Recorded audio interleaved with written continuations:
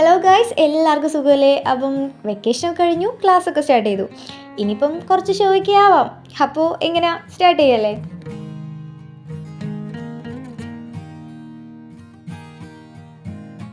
ആദ്യം നമുക്ക് കുറച്ച് ഉപകാരമുള്ള സംഭവം ചെയ്യാം. അത് വിചാരിച്ചിട്ട് ബാക്കിയുള്ളതൊക്കെ ഉപകാരമില്ലെന്നല്ല കേട്ടോ. ലൈക്ക് ഒരു പൊടിക്ക് യൂസ്ഫുൾ ആയിരിക്കും ഈ ഒരു സംഭവം. അതായത് ഈ ടു ഡു ലിസ്റ്റും കാര്യങ്ങളൊക്കെ ഉണ്ടല്ലോ, അതൊക്കെ എഴുതി വെക്കാനായിട്ട് ഈ ഒരു സംഭവം അടിപൊളിയാവും. അപ്പോൾ ഒരു കാർഡ്ബോർഡിൻ്റെ പീസ് എടുക്കുക, കവർ ചെയ്യുക, എന്നിട്ട് ഒരു ട്രാൻസ്പെറൻ്റ് ആയിട്ടുള്ള ഷീറ്റ് ഒട്ടിച്ച് കൊടുക്കുക. പിന്നെന്താ, ഒരു ബോർഡ് പോലെ സെറ്റാക്കി എടുക്കാം. പിന്നെ രണ്ട് ചെവിയും സ്റ്റിക്കേഴ്സൊക്കെ ഒട്ടിച്ച് കഴിഞ്ഞാൽ സംഭവം ഇവിടെ സെറ്റായി. നിങ്ങൾക്കിത് റീയൂസും ചെയ്യാൻ പറ്റും. അപ്പം എങ്ങനെ, അടിപൊളിയല്ലേ?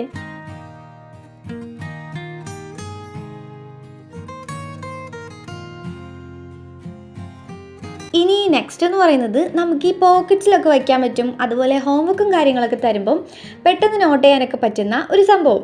അപ്പോൾ ഇത് ചെയ്യാനായിട്ട് ഒരു A4 ഷീറ്റ് എടുക്കുക, പകുതി വെച്ച് മടക്കുക. അതൊന്നുകൂടെ മടക്കിയാൽ നമുക്ക് 4 പാർട്ടായിട്ട് കിട്ടും. അതിൽ 2 പാർട്ടേ നമുക്ക് ആവശ്യമുള്ളൂ. അത് കട്ട് ചെയ്താൽ ദേ ഈ വലുപ്പത്തിനുള്ള പേപ്പേഴ്സ് കിട്ടും. പിന്നെന്താ, ഇതുപോലെയൊക്കെ ഒന്ന് മടക്കി കൊടുക്കാം. ഇനി കുറച്ച് കളർ ആയിക്കോട്ടെ വിചാരിച്ചിട്ട് 2 കളേഴ്സ് വരുന്ന രീതിയിൽ ചേർത്തിട്ടുണ്ട്. പിന്നെന്താ, എല്ലാം കൂടെ ജോയിൻ ചെയ്യിക്കുക.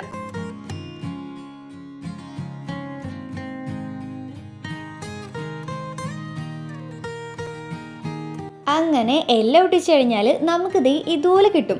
ഇനി അതിൻ്റെ 4 സൈഡ്സും ഒന്ന് കട്ട് ചെയ്ത് കളയാം.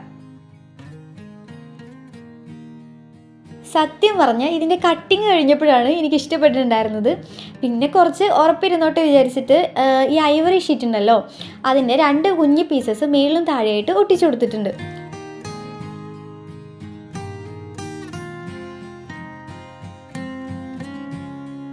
പിന്നെ ക്യൂട്ടാക്കാനായിട്ട് സ്റ്റിക്കേഴ്സ് ഒട്ടിച്ച് കൊടുത്തു.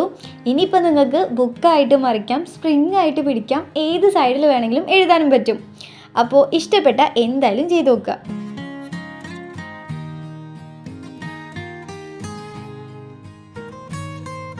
അടുത്തത് ഒരു പെൻ ഹോൾഡറാണ്.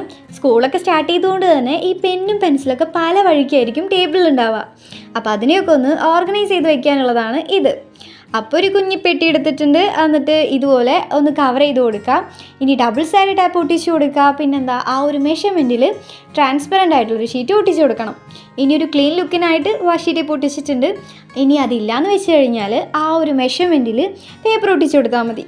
ഇനി അതിൻ്റെ അകത്ത് ഈ മോട്ടിവേറ്റ് ആക്കുന്ന സംഭവങ്ങളൊക്കെ ഉണ്ടല്ലോ, അതൊക്കെ ഇട്ട് കൊടുക്കുകയാണെങ്കിൽ ടേബിളിൽ ഇരിക്കുമ്പോൾ തന്നെ ആ ഒരു പഠിക്കാനുള്ള മൂഡൊക്കെ വന്നോളൂ. അപ്പോൾ ഇഷ്ടപ്പെട്ടാൽ ട്രൈ ചെയ്ത് നോക്കുക.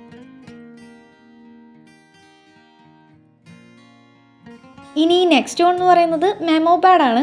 അപ്പോൾ ഒരു A4 ഷീറ്റ് എടുക്കുക, 2ആയിട്ട് മടക്കുക. അങ്ങനെ മടക്കി മടക്കി ഒരു 12 കോളമായിട്ട് എടുക്കാൻ പറ്റും, അതും ഒരു A4 ഷീറ്റിൽ.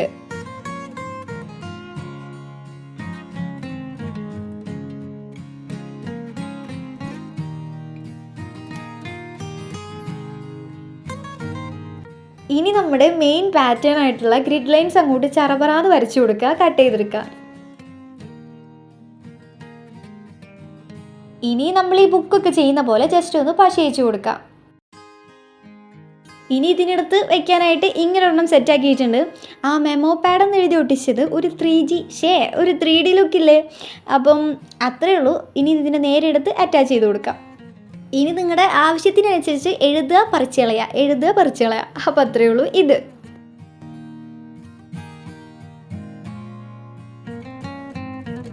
ക്ലാസ്സിൽ പോയി മെയിൻ ആവാൻ പറ്റിയ ഒരു അടിപൊളി സംഭവം. സത്യം പറയാലോ, നല്ല രസമുണ്ടായിരുന്നു ചെയ്ത് കഴിഞ്ഞപ്പോൾ.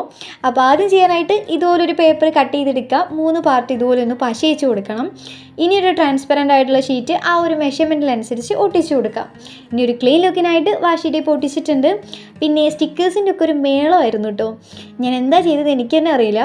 പിന്നെ ഒരു ഡബിൾ സൈഡ് ടാപ്പ് ഇതുപോലെയും കൂടെ ഒട്ടിച്ച് കൊടുത്തിട്ടുണ്ട്. അപ്പോൾ അത്രേ ഉള്ളൂന്നേ. ഇനി കുറച്ച് ഷോയൊക്കെ ആവാം, കുറച്ച് മതി കേട്ടോ.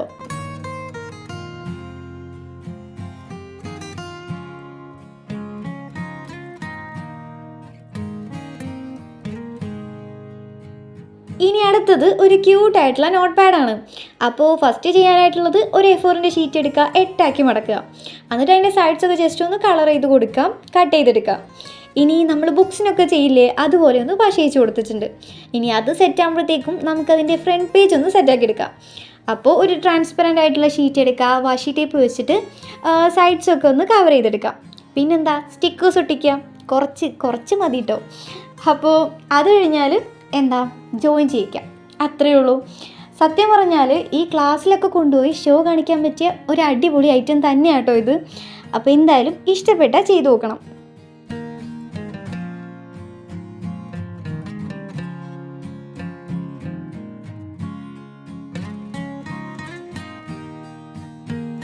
ഇനി ലാസ്റ്റ് വൺ എന്ന് പറയുന്നത് എപ്പോഴും റിക്വസ്റ്റ് വരുന്ന ഒന്നാണ്.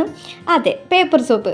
ഇതിൻ്റെ പ്രോസസ്സും കാര്യങ്ങളൊന്നും അങ്ങനെ പറഞ്ഞു തരേണ്ട ആവശ്യം ഉണ്ടാവില്ല, എന്നാലും ഇരിക്കട്ടെ. അപ്പോൾ ഒരു ടിഷ്യൂ എടുക്കുക, സോപ്പ് ഓർ ഹാൻഡ് വാഷ് വെച്ചിട്ട് ഒന്ന് സ്പ്രെഡ് ചെയ്ത് കൊടുക്കുക. ഇനി ഡ്രൈ ചെയ്തെടുക്കുക, ഇഷ്ടമുള്ള ഷേപ്പിൽ കട്ട് ചെയ്തെടുക്കുക. ഇതാണ് പ്രോസസ്സ്. അപ്പം ഞാൻ കട്ട് ചെയ്തപ്പോൾ ഓവലാണ് ഞാൻ ഉദ്ദേശിച്ചത്, പക്ഷേ കട്ട് ചെയ്ത് കഴിഞ്ഞപ്പോൾ ഓവലും അല്ല സർക്കിളും അല്ല, അങ്ങനെ ഒരു കണ്ടീഷനിലാണ് കിട്ടിയത്. എന്തായാലും ഒരു ബോക്സിലൊക്കെ ആക്കിയിട്ടുണ്ട്, അതിന് പറ്റിയൊരു സ്റ്റിക്കർ ഒട്ടിച്ചിട്ടുണ്ട്. അപ്പോൾ അത്രയൊക്കെ ഉള്ളൂ.